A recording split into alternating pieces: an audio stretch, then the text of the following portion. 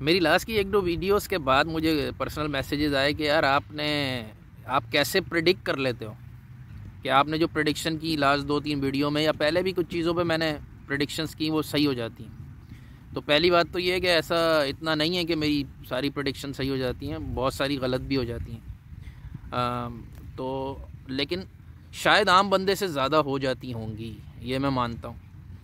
अब उसकी वजह क्या है या हमें क्या करना चाहिए, तो ये मैं आज समझाता हूँ कि हम लोगों से नॉर्मली गलती कहाँ हो जाती है। वो चीज़ मुझसे भी होती है, ये गलतियाँ मुझसे भी होती हैं। तो एक बड़ी सिंपल टेक्निक कह लें, टर्म कह लें, यूज़ होती है, वो है थिंक फील एक्ट। थिंक सोचना, फील महसूस करना, और एक्ट करना यानी कि अमल करना। तो इधर हमसे मिस्टेक होती है। मिस्टेक का मंबा इस जगह पर है। अब कहाँ पर है ये मैं बता दूँ। तो पहले आ जाएं थिंकिंग। थिंकिंग के लिए हमें चाहिए होता है रैशनल। रैशनल क्या है? रैशनल है एक तरह से यूँ कह लें अकल चाहिए थिंकिंग के लिए, अकल। और थिंकिंग के लिए अकल का तकाजा ये है कि जब भी आप कोई चीज़ सोचने बैठे हो, कोई राय कायम करने जा रहे हो, तो आपको ये चाहिए कि आप कोई एविडेंस से वो राय आपकी सपोर्ट होती है। एविडेंस का मतलब सबूत हो कोई। अब एविडेंस दो तरह के होते हैं। एक होते हैं ऑब्जेक्टिव एविडेंस, यानी कि आपके पास एक सॉलिड चीज़ है जिसे कोई नहीं झुटलाया जा सकता। और सेकंड है सर्कमस्टेंशियल एविडेंस, यानी कि हालात ये कह रहे हैं कि यार ऐसा ही होगा, मतलब हालात बता रहे हैं कि यार ये इधर कोई बात है। अब आ जाए नंबर 2, फील। फील के लिए हमें चाहिए होता है इमोशंस, जज्बात। अब ये कहाँ काम आते हैं? ये जब काम आते हैं जब आप किसी से मोहब्बत करें, नफ़रत करें, आपको कोई जज्बा चाहिए, मज़हब के लिए आपको, मज़हब पे अमल के लिए आपको फीलिंग्स चाहिए, इंसानियत का जज्बा, उसके लिए आपको फीलिंग्स चाहिए कि आप दूसरे का दुख समझ सको। ये चीज़ जानवर में नहीं होती। मतलब शेर ये नहीं सोच सकता यार मैं उस हिरन को खाने जा रहा हूँ, यार उसकी भी बेचारे के बच्चे होंगे, क्या होगा यार, छोड़ो यार आज ऐसा करता हूँ, भूखा सो जाता। वो अपने इंस्टिंक्ट पे काम करता है, फील नहीं कर सकता। और फिर एक्ट करने के लिए, अमल करने के लिए हमें कुछ ना कुछ मोटिवेशन चाहिए होती है, यानी कि उसके बैक पे कुछ हो, उसके बैक पे हमने कुछ थिंक किया हुआ हो, कुछ फील किया हो, तो हम एक्ट करेंगे।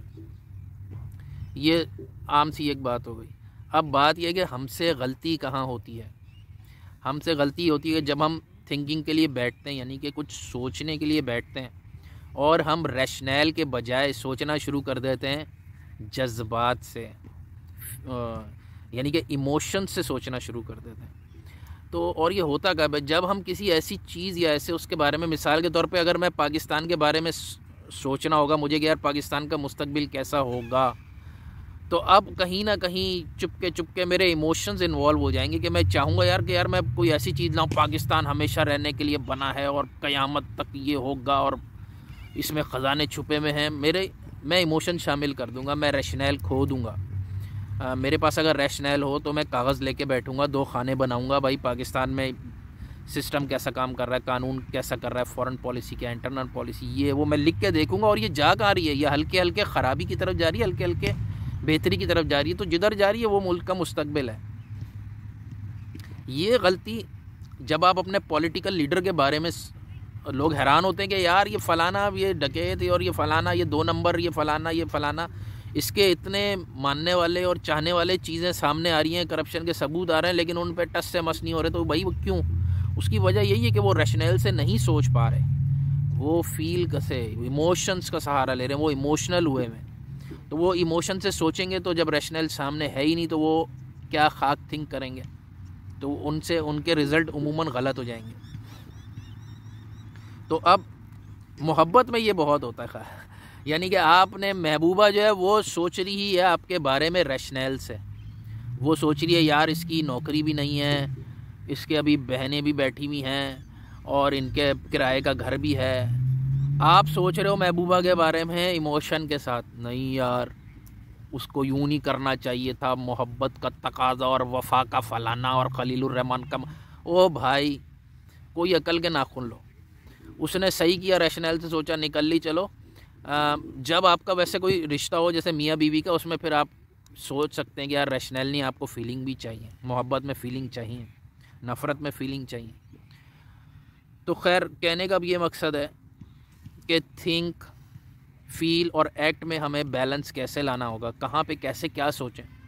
तो नट शेल में बेस्ट तो ये है कि जो चीज़ें मटीरियलिस्टिक हैं, दुनियावी हैं, अगर पाकिस्तान को चलाना है आपको, अगर आप समझते हैं पाकिस्तान एक दुनियावी चीज़ है और हमें इसी दुनिया में रहना है, पाकिस्तान के अशारिये जो हैं वो एक दुनियावी, मतलब पाकिस्तान की मईशत ठीक करनी है, पाकिस्तान के हालात ठीक करने हैं, तो आपको फीलिंग नहीं चाहिए, आपको रैशनल से सोचना होगा। जब आपको मटीरियलिस्टिक कोई चीज़ चाहिए तो आप फीलिंग नहीं डालते। आपने बिज़नेस करने का फ़ैसला किया है, आप रैशनल लाओगे, आपको एविडेंस चाहिए, आप फील करके सोचते हो यार ये मेरी बिरयानी बड़ी चलेगी इस जगह पे। आपने अगर फ़ील करके फ़ैसले किए बिज़नेस के, आप लुट जाओगे। आपने फ़ील करके फ़ैसले किए ज़िंदगी के, तो आप बर्बाद होने का बहुत चांस है आपको। तो वो चीज़ जहाँ पे दुनियादारी और मटीरियलिस्टिक चीज़ हो तो आपने रैशनल का सहारा लेना है। जिस जगह रिश्ते, चाहे वो इंसानियती का कोई रिश्ता क्यों ना हो, रिश्ते हों, मज़हब हो, वहाँ पे आपको इमोशंस का सहारा चाहिए। तो आपको फ़ील करना है उन चीज़ों को।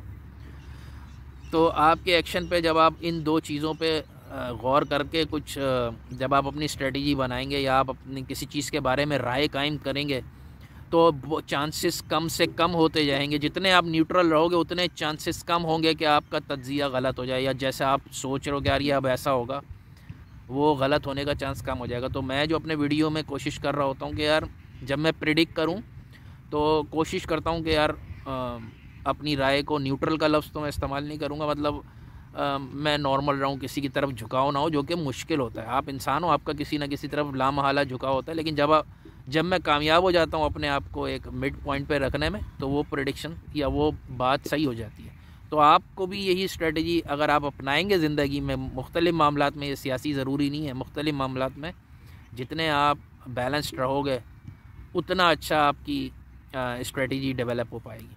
अल्लाह हाफ़िज़।